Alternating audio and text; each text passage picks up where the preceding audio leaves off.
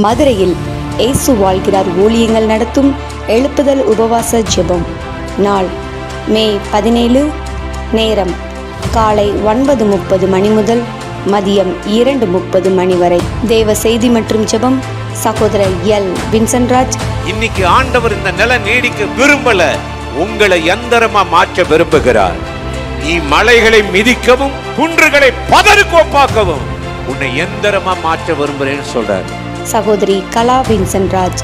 நித்திய கிருபையோடு ஆண்டவர் நமக்கு இரக்கம் செய்கிறவராக இருக்கிறார். கோபம் கொள்ள மாட்டேன், உன்னை நான் கடிந்து கொள்ள மாட்டேன், நீ என்னிடத்துல மனம் திரும்பு, நான் உன்னை மன்னித்து ஆசீர்வதிப்பேன் என்றுதான் ஆண்டவர் சொல்கிறார். இடம் இயேசு அழைக்கிறார் ஜெபகோபுரம், bypass road, Palanganatham, PRC depot அருகில், மதுரை. தேவ பிள்ளைகளே, இந்த உபவாச ஜெபத்தில் கலந்து கொண்டு தேசத்தின் எழுப்புதலுக்காகவும் ஆசீர்வாதத்துக்காகவும் இணைந்து ஜெபிக்க வாருங்கள். மேலும் விவரங்களுக்கு கீழே உள்ள தொலைபேசி எண்ணை தொடர்பு கொள்ளுங்கள்.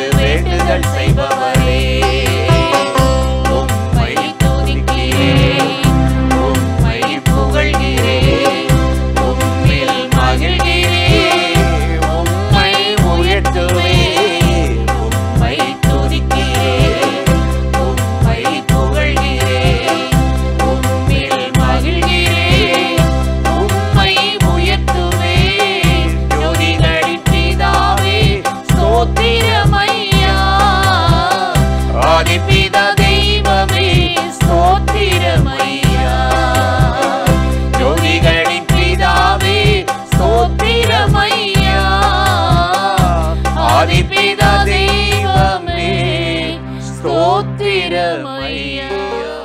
பிரியமானவர்களே, ஆண்டவராகிய இயேசுவின் நாமத்தினாலே இந்த காலை நேரத்தில் இயேசுவை தினம் பார்ப்போம் என்ற இந்த நிகழ்ச்சியின் மூலமாக உங்களை சந்திப்பதில் மிகுந்த மகிழ்ச்சி அடைகிறேன். கர்த்தர் நல்லவர், கிருபையும் இரக்கமும் நிறைந்தவர்.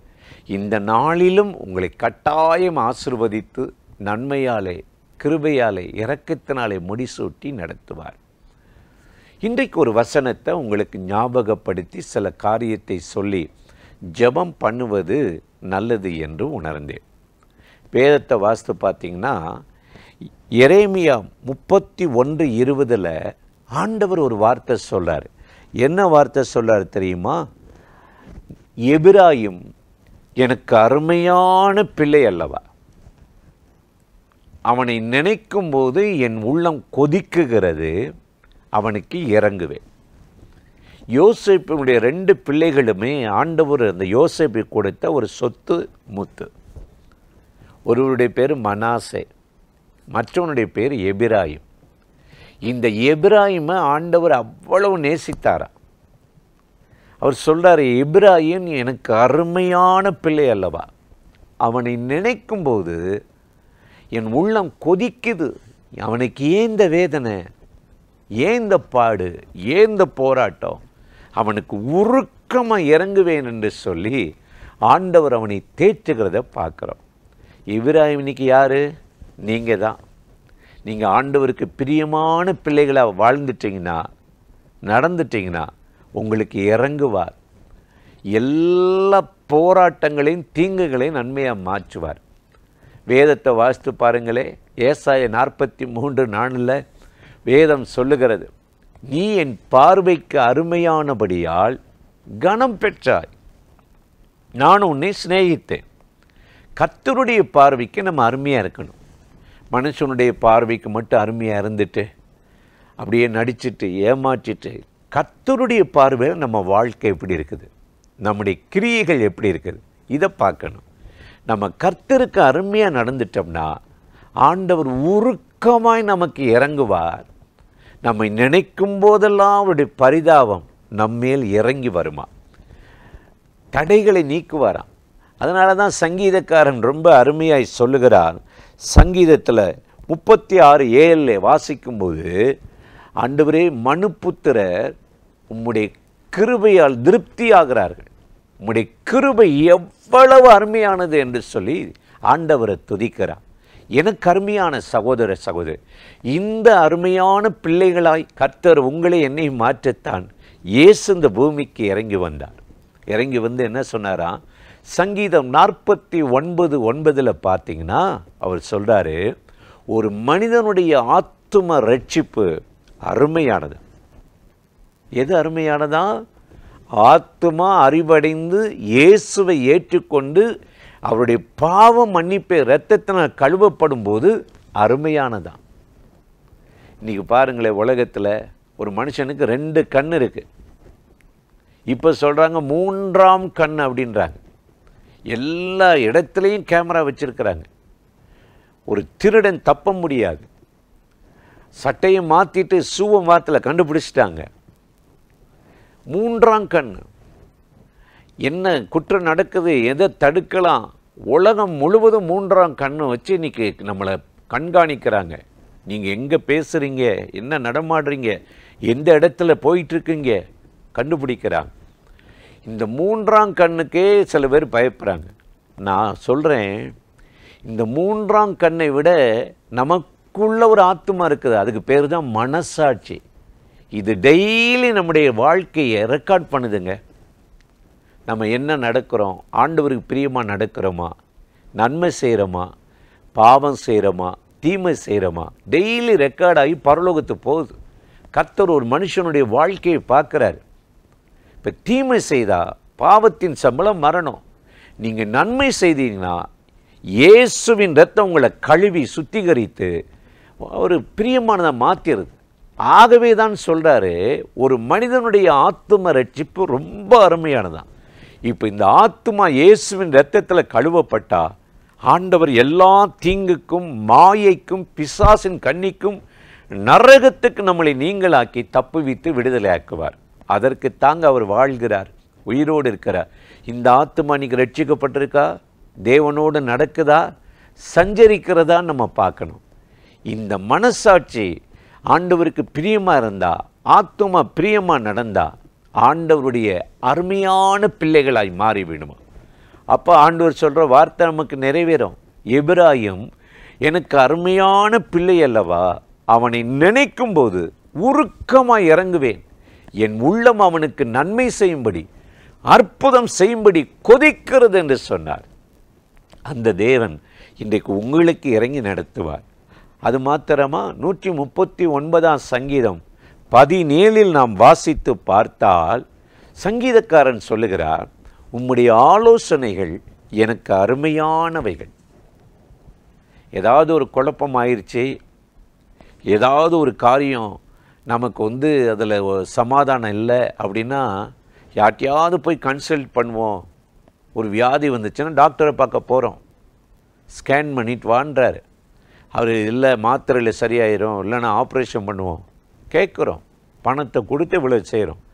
ஆனால் என்றைக்காவது நம்ம ஆண்டவருடைய பாதத்தில் உட்கார்ந்து இவ்வளோ ஒரு போராட்டம் வந்திருக்குது, தோல்வி வந்திருக்குது, பிரச்சனை வந்திருக்குது, இதுக்கு என்ன காரணம்னு சொல்லி ஆண்டவருடைய ஆலோசனை கேட்டிருக்கோமா? கேட்கறதில்ல. நம்மளா அவசரப்பட்டு மாம்சத்தில் ஒரு முடிவெடுத்து நம்மளை என்ன பண்ணிக்கிறோன்னா சில காரியத்தில் மாட்டிக்கிறோம். ஆனால் சங்கீதக்காரன் சொல்லுகிறார், உம்முடைய ஆலோசனைகள் எனக்கு அருமையானவை என்று சொல்லுகிறார். இன்றைக்கு காலையில் இந்த நிகழ்ச்சியில் இணைந்திருக்கிற எனக்கு அருமையான சகோதர சகோதரிகளே, கர்த்தருக்காக காத்திருங்க, அவருடைய ஆலோசனைக்கு காத்திருங்க. அவர் உங்கள் மேல் கண்ணை வைத்து எது நல்லது, எதை செய்யலாம், எது ஆண்டோடைய சித்தம் தெளிவாக உங்களோடு பேசி, எந்த ஒரு போராட்டத்திலையும் பிரச்சனையும் மாட்டி சமாதானத்தை எழுந்து போகாதபடி, எபிராயும் எனக்கு அருமையான பிள்ளை அல்லவா, அவனை நினைக்கும் போது இறங்குவேன் என்று சொன்னவர் இன்றைக்கு உங்களுக்கு இறங்கி அற்புதம் செய்து ஆசீர்வதித்து நடத்துவார். அந்த தேவாதி தேவனை நோக்கி நாம் இப்பொழுது ஜெபிக்கலாமா? வாருங்கள், இணைந்து ஜெபித்து விடுவோம்.